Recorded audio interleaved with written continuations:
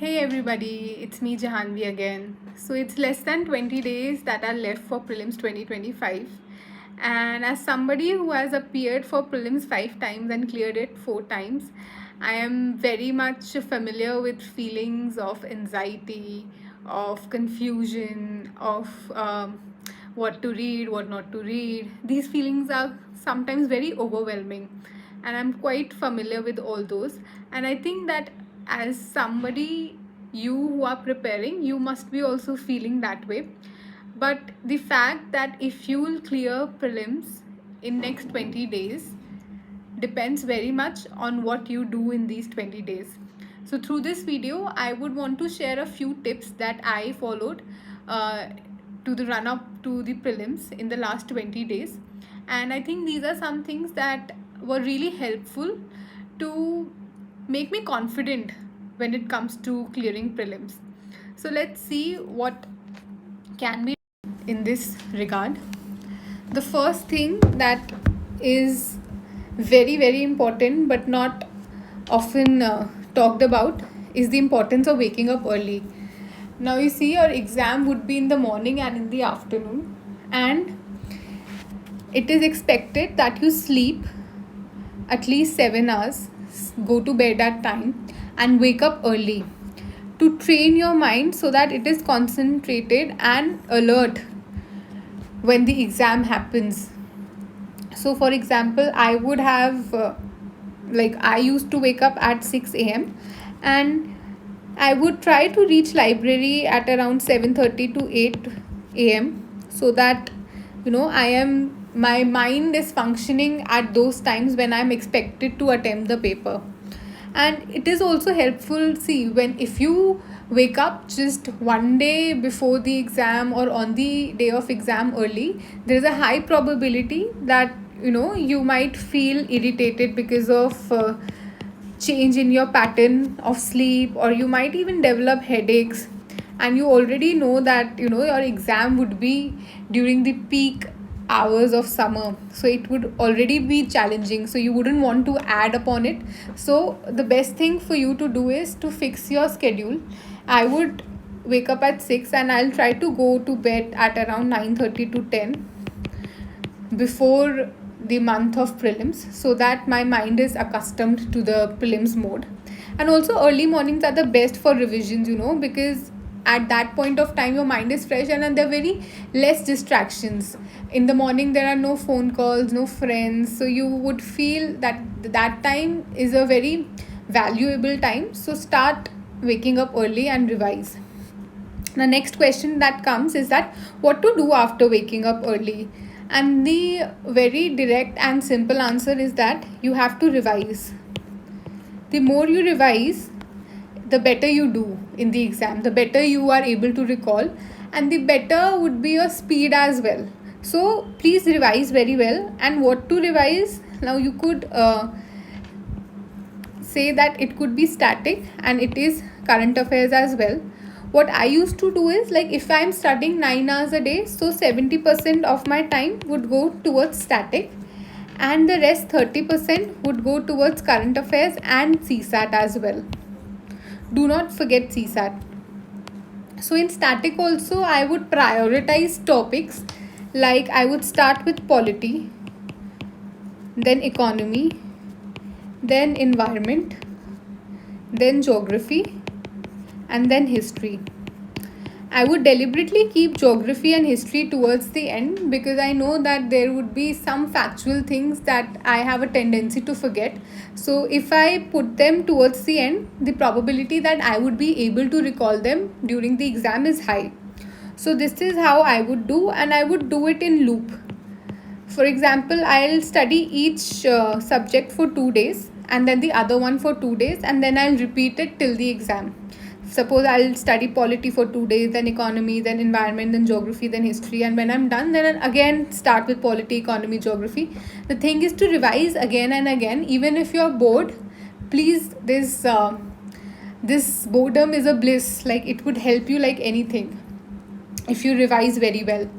And then I would like static I would keep for the mornings, as I told you that mornings are a very productive time and I would like to dedicate my productive time to static.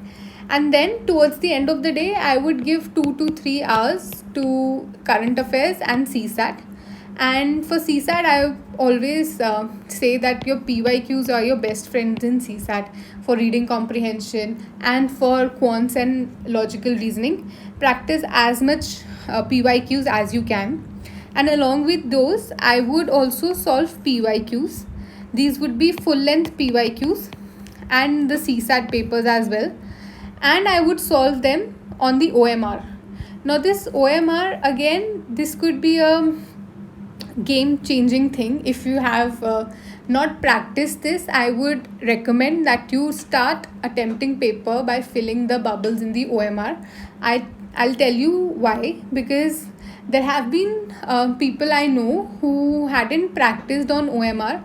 So what they did, like each person has different strategy when it comes to OMR. For example, I am somebody who would attempt the question and simultaneously fill the bubbles after every question. But many of you would be doing it 5 questions at a time, some 10 questions at a time. Now the problem is that if you are doing it 5 or 10 or simultaneously, that is fine. But I would suggest that don't do it all in one go. Like you wouldn't want to save all the bubble filling towards the end, that you're going to attempt fill all the bubbles, the 100 of them together, because there's a high probability that in this pressure and in this rush of time, even if you fill one bubble incorrectly, then the probability of all other bubbles going wrong is also high. This happened with one of my friends, that she was bubbling all the bubbles together, and by the end she realized that she had reached the 101st bubble. That means that she had done some mistake in the previous bubbling, and as a result of that all her answers went wrong in the OMR sheet. So please practice with your OMR sheet. This is a good time to practice on OMR sheet. Then an important reminder that mock tests do not define you. Many of you have this concern that you are not able to perform very well in the mocks. So I would want to tell you something very honest. I scored 55 in GS in a full length mock test, which was an all India mock test. And this was just 1 month before the 2023 prelims. And for a moment I felt like everything was so worthless. I was crying the whole day. I didn't know what had gone wrong, because I considered myself as somebody who was very hardworking, who had read all the basic books, the NCRTs, had revised them very well. But still I scored this miserable in the mock test. And to top that up, I even failed the CSAT of that mock test. And this was happening all 1 month before the exam. And I had just lost the hope that I'm not able to do this. But then you know what, then deep inside I knew that I had worked really hard, and I had worked on what mattered, which was the static and the NCRTs. So I again got back to work and started revising all these things again and again and again. And the result was that I scored 120 in prelims a month later, and of course I qualified CSAT as well. So your learning should be that it is not over till it is over. Please do not give up already. These mocks do not define you. What defines you and what matters is your revisions of the static and your current affairs and your practice of PYQs. As long as you're doing that, please be very confident about that. Again, at this point of time, you would not want to go with any new material. You might know that at this point of time, there are many new compilations of current affairs, the updated ones and all these.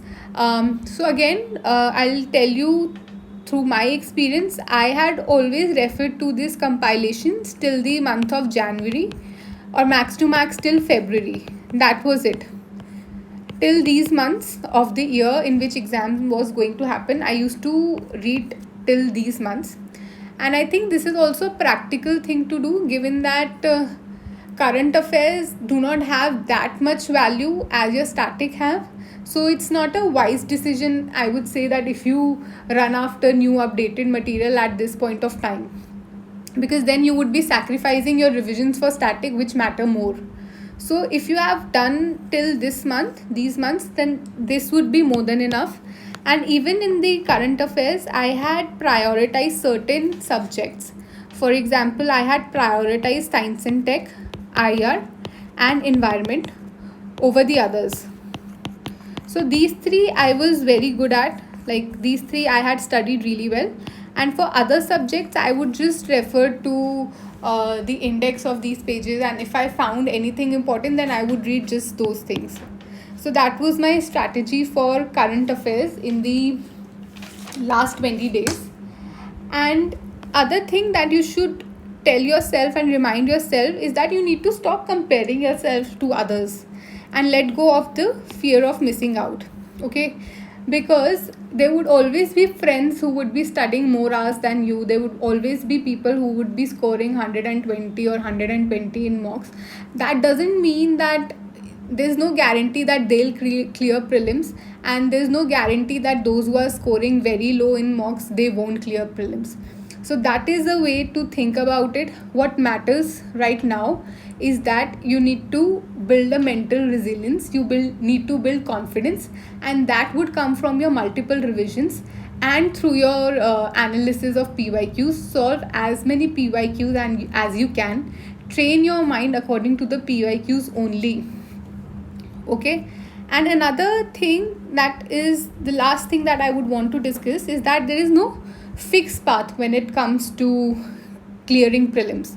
I would again tell you my personal example, that in 2022 I had attempted only 74 questions in the GS paper, and I was very hopeless after this exam that there's no way that I would be able to clear the prelims, because this was a very low number of questions that I had attempted. But then the accuracy was very high, and this is thanks to my grip over the static part, and I was able to qualify prelims in this attempt. And then in subsequent attempts in 2023 and 2024, I attempted 99 questions and 100 questions respectively, and again I was able to clear prelims. So this is what I want to tell you, that there is no fixed way of approaching things. If you are confident, if you have high accuracy, then you might also go with low number of questions. And if you are somebody who is good at taking risk, then you might also go with more number of questions. So there is no one size fits all approach in this exam. Be confident, because that confidence is what is going to fetch you a lot of marks in prelims. And so lastly, I would just like to tell you that utilize this time really well. Revise as much as you can. Look at the PYQs, solve the PYQs as much as you can. And you might want to, if you want to drop any of your doubts, if you want to ask something or want to share your revision plans, then you may do so in the comments. I'll try to reply to as many as I can. So I hope that this video was helpful to you, that you'll feel confident about this after watching this, and then I hope that you perform really, really well in the prelims. All the best and take care.